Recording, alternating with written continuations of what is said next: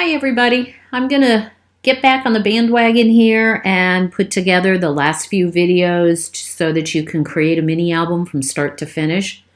I wanted to start with just a quick video talking about album wrapping. There's all kinds of different ways to wrap an album. You could take cardstock, wrap it all the way around. Tamara at Country Craft Creations also does a wrap where she wraps each of the three pieces individually of chipboard, the spine and the front and the back cover, and then those are attached with the flaps off of the spine.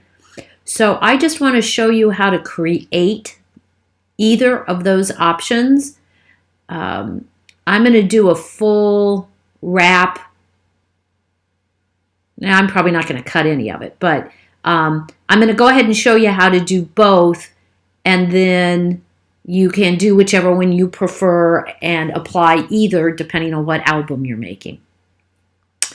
So you're going to open your file. Where we last left it was we had created our chipboard pieces, we had created all of our page pieces, and then on pockets F and pockets H, we had put these cutouts in and we'd added these decorative edges. So, the way we're going to wrap an album is you actually have piece A, piece B, and piece C.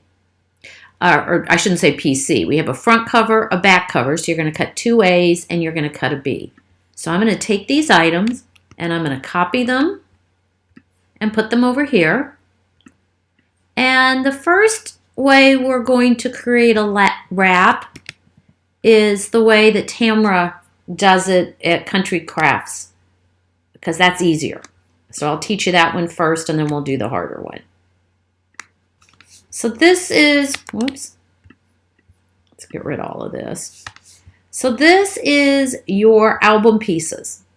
And so what you have, if you were laying your album open, you've got your front cover, you've got your spine, and you've got your back cover. That's how this one goes together. What I'm getting rid of is all the matting stuff. Okay, so first thing I want to do is I want to take these pieces, and to do the individual wrap pieces, it's pretty straightforward. You're going to take each of these pieces. You can do all three at once if you want. You are going to do an offset. And I want to have a 1-inch border, if you will, around each of the pieces, and I want to have sharp corners on them. So I type in 1 inch and I pick those and I'm going to apply. Okay.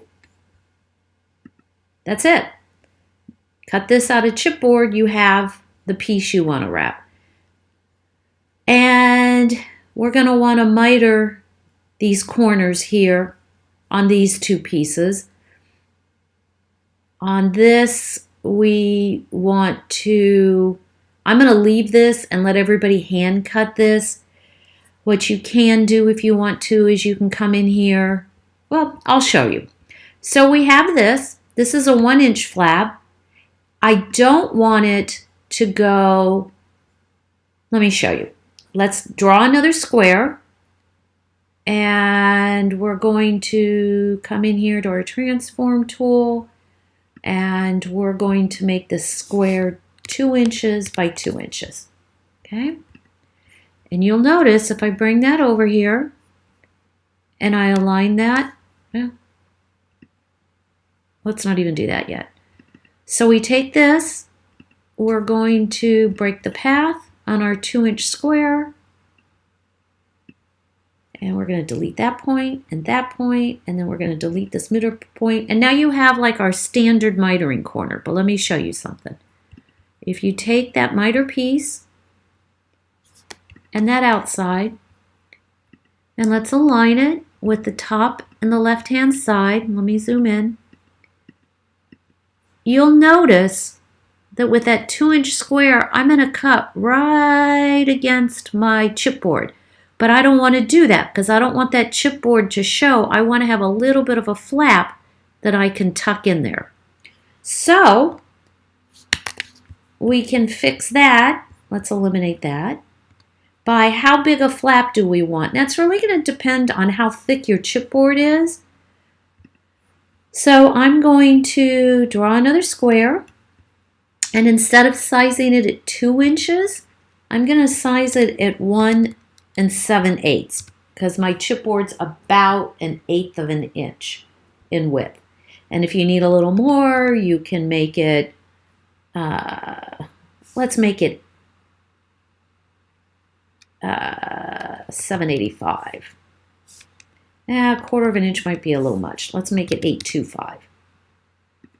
You notice I'm playing. Whoops, and we got to do that on both sides to make it a square. Okay, now we can kind of see where this is gonna, that's hard to visualize. Let's go ahead, they're easy to draw. Let's break this path. Take it down, take it down. Take this middle piece out. Now, if we bring this piece in, and this piece, and you may have to play with this until you get it for the chipboard that you use. Let's align it at the top and to the left. Now, if you see that, I have, when I miter, it's going to cut, but it's going to leave me this flap, and that allows me a nice wraparound around that corner. Some people like to cut right up to the chipboard and paint it, so it's totally up to you. But that's what I would do. Okay? Now that we have that corner, we're going to copy that. And we're going to copy that and put that in the lower right-hand corner. And then we're going to take both of these. Now watch this. We're going to copy it, which is Command or Control C, put it on top, Command or Control F, and we are then going to Object, Mirror, and we're going to flip them horizontally, and it'll put them in the other 2 corners. Pretty nifty, huh? So, that's that piece. Now I'm going to tell you, I'm lazy. So I'm going to just go ahead and delete this even though we made a 3rd copy because whatever this piece does, I need 2 of them. So I'm going to take my front, I'm going to take all 4 of those corners, and I'm going to create a compound path. And the reason I'm creating a compound path, which there's lots of different ways to do it, I use hotkeys, so again it's Command E on a Mac or Control E on a PC. The reason that we're making a compound path is then if I double click on it, I now get the points for these 4 corners, and they're red because those are open paths, because they're just a line, they're not a closed object. And then I have my closed object, which has the 4 black corners because it's my rectangle. So I'm going to break the path there. We've done this a million times. I'm just creating the mitered corners. Oops, it would be better if we... Oh, I created a dot, so we'll just delete him. And then we will take this one, and we'll break that path and connect those where they go.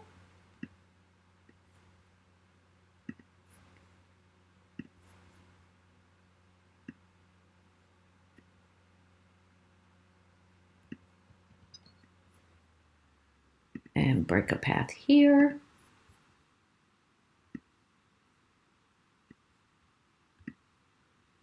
Okay. Then, if I'd been smart, I would have kept one of my corners, but that's okay because you need to do the same thing on this piece, but that's all right. We can do that. Let's create, actually, let's do this. You really want to, instead of recreating the whole square, we can just take this piece, double click, break the path here. Now I have that same angle. Right?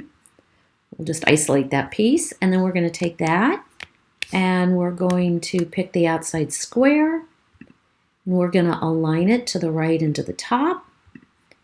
Then we're going to take this, and we're going to make a copy of it, and then we're going to align that to the left and to the bottom.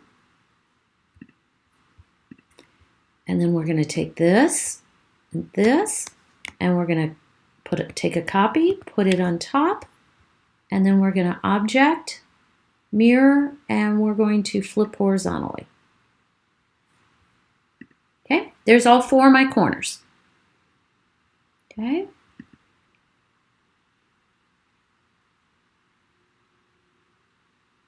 And then you're just going to do the same thing where you're going to take these 4 pieces and we're going to create a compound object.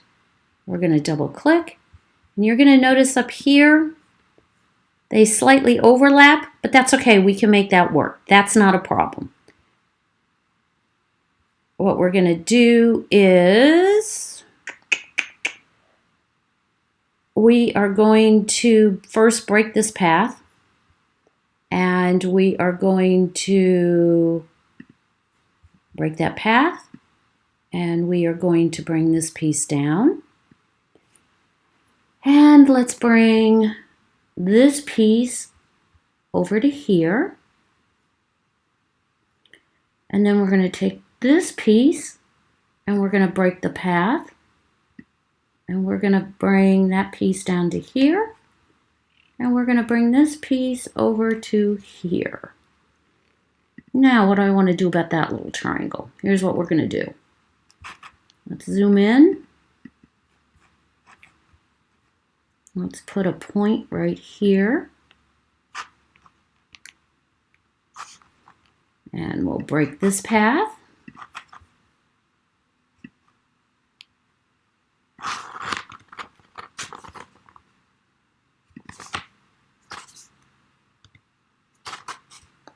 We'll delete that and we'll bring this down. Now we've created that point in that corner. Okay, let's see if we can be a little less messy with this one. Let's see, here's another way you can do it. You ready? Double click. You're going to create a point here. I'm not sure what line it'll put it on. Okay, put it on that one. So we're going to take that and delete that. We're going to take this and we're going to bring that down to there. And now, let me zoom out. Now you can double click on this. And we're going to break this path. Just delete that point altogether. And we're going to bring this point down to here. And this point down to here. Okay.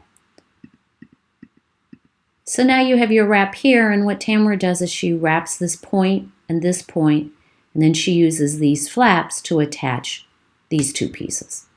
All right. So if you're going to do it Tamara's way, you need that piece cut out of cardstock, you need that piece cut out of cardstock, and you need this piece. Again, I don't tend to add score lines, but if you wanted to add the score lines, you can take this piece here, and let's do both of them. We're going to take this, and in fact, let's just delete this. We're going to take this and this. I would make it clear, so go in and remove that color. I then would take those lines. Let's make them blue. And let's make them score lines. Okay? Now you bring this. I don't do this because I like to wrap my album, and I don't think the score lines help with that because you need a little bit of wiggle room. But I'll go ahead and show you just so you know how to do it. And then you're going to go into your transform and you're going to center that. And then you're going to bring this one up here. Clearly we could have done this before I moved everything, but you know, if you think of it after the fact, it's not hard to do. Okay. So there's how you calculate those wraps if you're doing Tamara's type of wrap. The other way we all kind of traditionally wrap albums is a full wrap. What do I mean by that? I mean you have your front cover. Get rid of that. and our side cover here. So you have the front cover, the spine, and the back cover. Okay, let's align these all at the bottom. And when you wrap, to make sure that you don't get any tears in your cardstock or that it doesn't crack, we usually leave a space, and I usually leave like 1/4 of an inch. So you want to come in here, draw a rectangle, and then you want to size it to 1/4 of an inch in width. Height doesn't really matter because you need this to just kind of sit between those. And then holding down your Command or Control key, if you hit your right arrow, it'll make a duplicate, and you put that there. Now zoom in. You want to bring this over until, see those 2 red lines? Until they're right on top of each other. So right there. And then bring this piece over. Okay, see how it's right on top? And then we'll bring this over.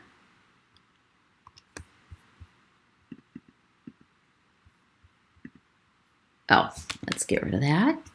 That was just our matting piece, so we're gonna get rid of all our matting pieces for now. Then we're gonna bring this piece over and line it up. And the way, how do I know when it's lined up? It doesn't have to be absolutely perfect because you're gonna have a little wiggle room when you wrap. But if you notice, when they get really close together, it looks like a fat line, then it gets skinny, and then it gets fat again. So I just kind of look for it to kind of skinny up there. Now we're going to take this piece,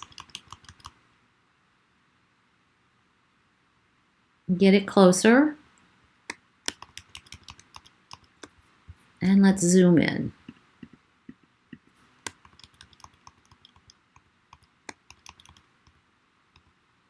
Okay, now let me zoom out and you'll see what I have.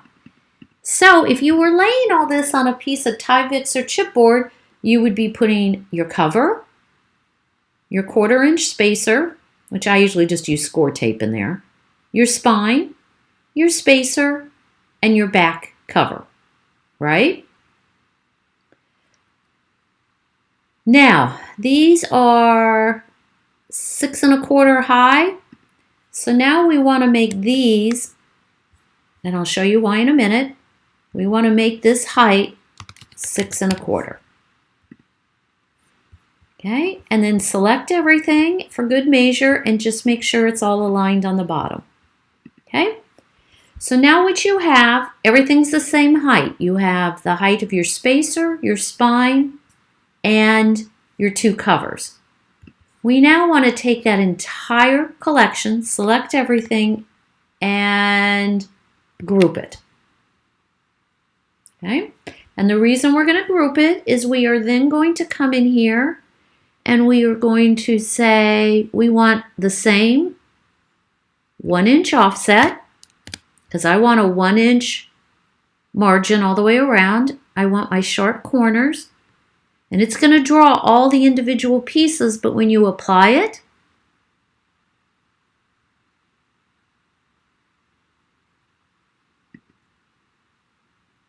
you now get one piece that gives you what you need all the way around.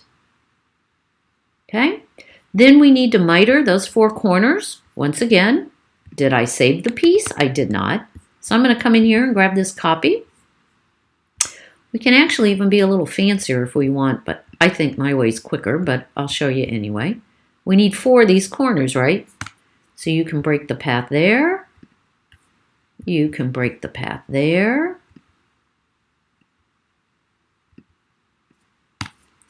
You can break the path there. Oops, that's not the one I want. Let's break the path here. Do you notice how often I make a mistake and I just back up and go again? And let's break a path there. Okay, now we're going to use these 4 in all 4 corners. That's just another way to get those corner pieces for you. Now, one thing we need to talk about is cutting. If you look at this piece, it's 8 1/4 by 20 inches. So you totally can cut this out if you have a 12 by 24 inch cutting mat. And you have a piece of cardstock that's that long. But most of us work on 12 by 12 cardstock. So, I like to play around and I like to create, I like to decide where I'm going to place my seam. I tend to like to put my seam somewhere on my back cover. So let's see what a 12-inch piece of paper looks like. So I'm going to create a square and I'm going to size it to 12 by 12. Okay, all we're wanting to do is get a visual on this. Okay, so if I use a 12-inch piece of cardstock, that's going to put my seam right about there, which really is not a bad place. The problem is I can't cut a 12-inch piece, a perfectly 12-inch piece of cardstock on my cutting machine. But I can cut like 11.75. So, let's take this 12 by 12, okay, and I need to cut the width down on this to 11.75. Okay, now if I align that,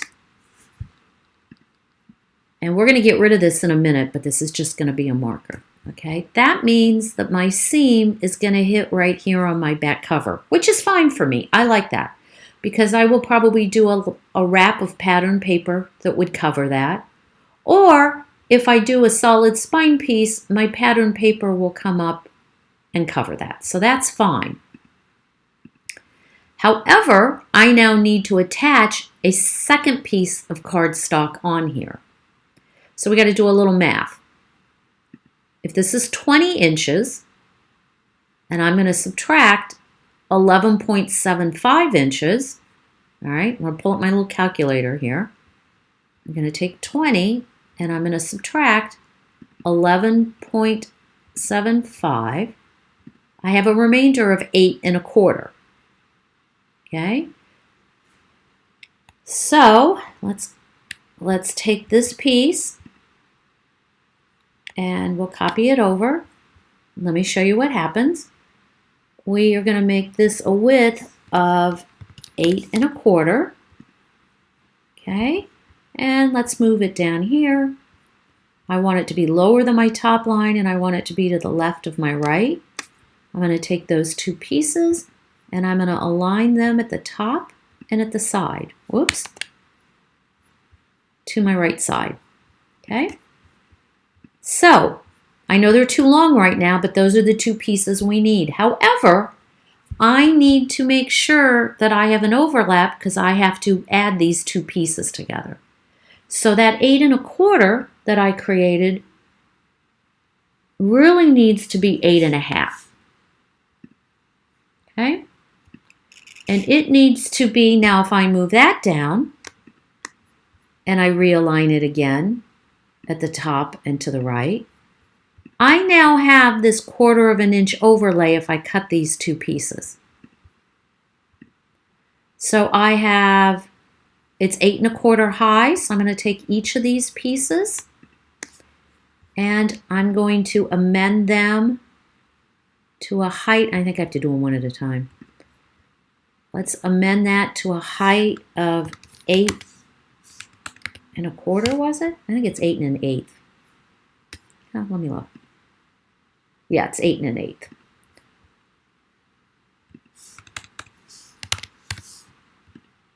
And this one as 8 1/8. Now, if you take both of these pieces and let's align them with the top, what I'll end up with is I'll end up with this piece here, which will cover, and this piece here that will cover. Okay, and I have my gap, my 1/4 inch overlap there where I can put 1/4 inch score tape and connect my 2 pieces of cardstock to fully wrap my album. Now I'm going to take my corner pieces, I'm going to drop them in here, okay, and I have to ungroup them. Okay, so I'm going to release the compound path, and I'm going to pick up this one, and I want to align it in the upper right-hand corner. We're going to take this one, and we're going to align it in the upper left-hand corner. Now this one, it'll move the box. Let me show you. If I try to align it now to the right, it'll align fine, but if I align down, it's going to go to the lowest point. So these two need to be brought inside of the boxes, whoops, inside the box, and now when I align them to the bottom, oops, picked up the wrong piece, and align it to the bottom, now they're perfectly aligned. So I'm going to take this piece and these 2 corner miters, create a compound path. We're going to break that path and align those. Okay. Then I for some reason copied. It's going to look like you didn't do it because we've laid these lines on top of that old rectangle, but that's okay.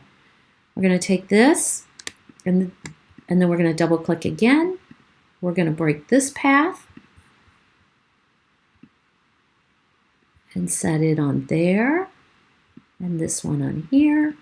And now when you move that piece away, you have your cardstock for your wrap.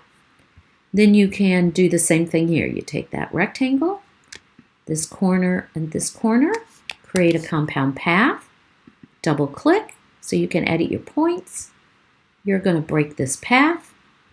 You're going to set it the bottom and the top. And if it seems like I'm going fast, it's because we've done this like how many times now? Creating all our pockets and everything. So I know you guys are pros. Okay. And those are your 2 pieces that way. Okay.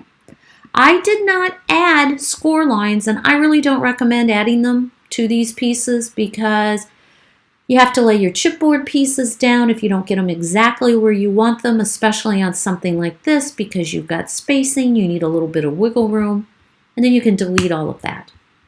Okay? So now we have both of our cardstock pieces for the 2 different ways you can wrap an album. And you can, I don't care which way you wrap, everybody has their preferences. So you pick the way you want to wrap your album and go from there. I'll be back with the next video where we're going to start finally putting our cutting files together to cut our chipboard pieces and to cut our cardstock pieces. Bye!